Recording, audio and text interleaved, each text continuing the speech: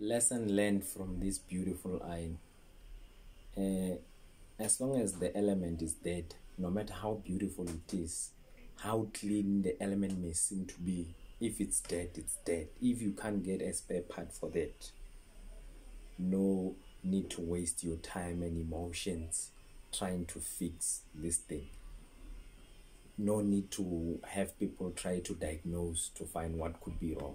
You just need to throw it away as an e-waste and buy yourself another one, a new one or a second one.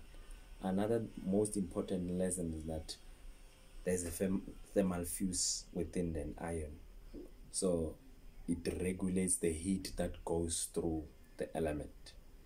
But what causes the thermal fuse to die or to go wrong is the switch. If the switch allows more than sufficient or more than enough power to go through, the thermal switch or the thermal fuse dies to protect the element, not to allow power to go through. So the cause for the thermal fuse to die is the switch, malfunctioning of the switch.